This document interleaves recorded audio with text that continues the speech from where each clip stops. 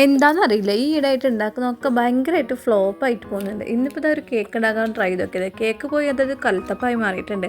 എന്നാലും കഴിച്ചു, പഞ്ചസാരയൊക്കെ ഉള്ളതല്ലേ, അതുകൊണ്ട് പിന്നെ തട്ടിക്കൂട്ടി കഴിക്കാം. അതേപോലെ തന്നെയുണ്ടോ ഈ ഒരു ടെഡിയുടെ അവസ്ഥ. ഒരു കുട്ടി കുറേ ദിവസമായി എന്നോട് ടെഡി ഉണ്ടാക്കാൻ പറഞ്ഞിട്ട് ഞാൻ പിന്നെ ഇതങ്ങനെ മറന്നു പോയിരുന്നു. പിന്നെ പെട്ടെന്ന് ഓർമ്മ വന്നപ്പോൾ ഉണ്ടാക്കിയത്. എൻ്റെ പൊന്നു മോളെ, നീ എന്നോട് ക്ഷമിക്കും, ഇതിൽ നന്നായിട്ട് ഉണ്ടാക്കാൻ എനിക്കറിയാമെന്ന് എനിക്ക് നല്ല കോൺഫിഡൻസ് ഉണ്ട്. പക്ഷേ ഇതൊന്നും ആയില്ല എന്ന് എനിക്കറിയാം.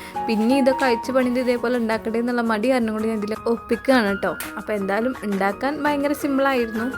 കാരണം നമുക്ക് ഇന്നിവിടെ ഒരു മോഡൽ ഉണ്ടായിരുന്നു. മോഡലിന് ഞാൻ ഇതിൻ്റെ ഇടയിൽ കൂടെ കാണിച്ചു തരാം കേട്ടോ. മോഡൽ പിന്നെ വീട്ടിലുള്ളതായതുകൊണ്ട് പൈസ ഒന്നും കൊടുക്കേണ്ട ആവശ്യം വന്നില്ല. സിമ്പിളായിട്ട് ഇത് നോക്കി ചെയ്യാം. പക്ഷെ ചെയ്തപ്പോൾ ഇങ്ങോട്ട് റെഡിയായി വന്നില്ല. ഞാൻ ആദ്യം തന്നെ പറഞ്ഞുതരാം.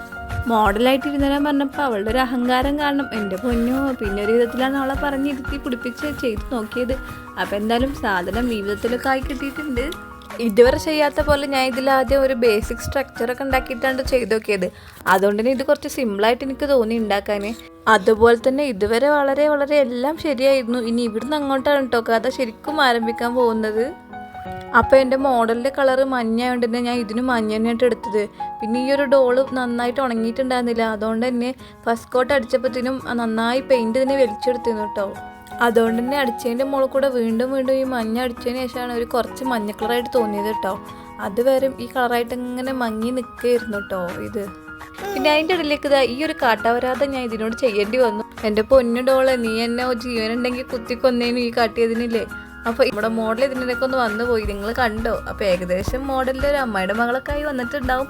നേരത്തെ പറഞ്ഞില്ലേ ഇന്ന് തൊട്ടതൊക്കെ കോളാണെന്ന്. അതുകൊണ്ട് തന്നെ ഒന്ന് കണ്ണും മൂക്കും വരച്ചെടുത്താണ്. കണ്ണാകെ വല്ല ഡബിളിൻ്റെ ലുക്കായി വന്നിട്ടുണ്ടായിരുന്നു കേട്ടോ. പിന്നെ ഞാൻ അങ്ങോട്ട് റെഡിയാക്കി എടുത്തു.